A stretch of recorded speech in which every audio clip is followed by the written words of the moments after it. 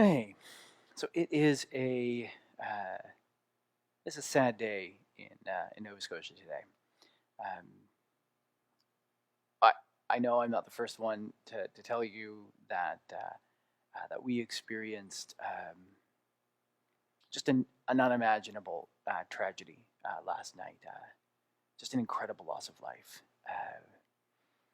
When I looked at the last news article before I sat down to do this, I think we had already crossed into the threshold of Canada's worst mass shooting. So just a terrible event and a terrible loss of life. And and like and you like me, I suspect, woke up today with a sense of heaviness, just a sense of sadness, a sense of mourning, a sense of grief. And that's what we're going to talk about today, and that's what we'll talk about for the rest of the week. What do we do with grief? Because we are now dealing with an acute tragedy placed on top of what feels like a prolonged crisis, and we're dealing with both of those things when our emotional reserves may have already been a little bit low. Um, so I want to talk about grief, and I want to talk about mourning. And I will throw the same caveat at you that I did last week: is I am not a medical professional. I am not a counseling professional. I am not a psychology professional. I'm just a pastor. I'm just a minister who sometimes gets to walk through a handful of people through periods of grief throughout the year. So not a trained professional when it comes to clinical grief. Um, but that said, there are just some things in Scripture that I want us to reflect on, and some thoughts that I want to pass along to you. The one that I wanted to focus on today is the one that I guess has been rattling around in my mind, and it's in it's in Matthew. It's early in the story of Jesus' life. It's just after he was visited by the Magi, and Joseph is warned through a dream that it's not safe where he is, so they flee to Egypt. And the Magi are warned that it's not safe to go back to Herod, so they return to their home country in another way. And Herod becomes enraged to realize that he has been tricked or lied to, or that he can't find this child who he feels is a political rival. So he pours out violence on Bethlehem and the surrounding area, and children are killed. And Matthew quotes Jeremiah, and part of that quote is that Rachel refuses to be comforted because her children are no more. That the loss is so hard, that so devastating that the land, the area represented by Rachel, refuses to be comforted. That they need to experience, that she needs to experience the grief, the sorrow, the mourning. And maybe that's how you woke up today. Maybe you woke up today and I just need to feel this grief. I need to feel this sense of loss.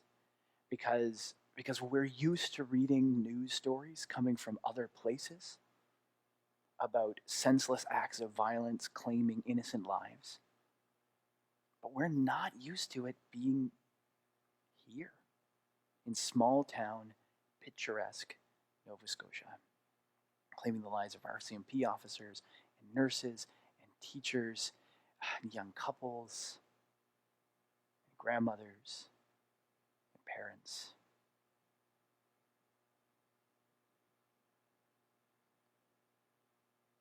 And I don't know if I want to be comforted yet. I don't know if I want to feel better. I feel like I want to be mourning. And it's important for me to say, I don't know these people.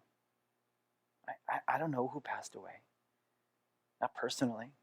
I know some of the people who know some of the people who passed away, but I'm not right up to this. And there's a good chance that you're not either, but you might be.